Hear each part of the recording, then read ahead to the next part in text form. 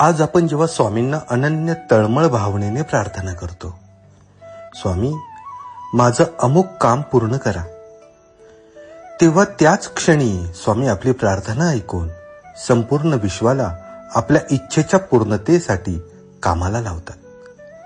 पण हे कार्य बाह्य रूपाने लगेच दिसत नाही.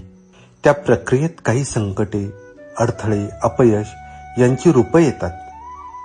याच प्रसंगांना स्वामींचा प्रसाद मानून आनंदाने स्वीकारणं हेच कृतिशील विश्वासाचं लक्षण आहे. स्वामी आपल्या मागण्या पूर्ण करत आहे हे ठामपणे मानून संकटातही पुढे चालत राहणं म्हणजे खरा भक्त. हे संकट म्हणजे परीक्षाच नव्हे, तर स्वामींचा आपल्यावर असलेला विशेष प्रेमाचा स्पर्श आहे.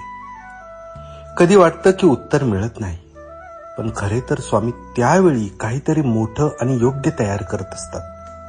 माझं काम झालंच आहे ह्या भावनेने चालणं आणि जे घडते आहे ती स्वामींची इच्छा या श्रद्धेने समर्पण करणं हेच भक्तीचं सार आहे.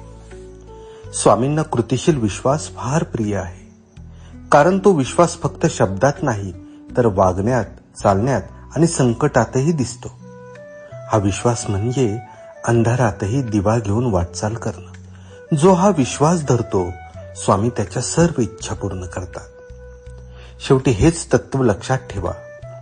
स्वामींना प्रार्थना करा आणि त्यानंतर संपूर्ण समर्पणाने कृतिशील विश्वास ठेवा, कारण तुमच्या मागणीचं उत्तर देणं हे आता त्यांच्या हातात आहे. आणि स्वामी कधीच आपल्या भक्तांना रिकाम्या हाताने परत पाठवत नाही. स्वामी कधीच आपल्या भक्तांना रिकाम्या हाताने परत पाठवत नाही.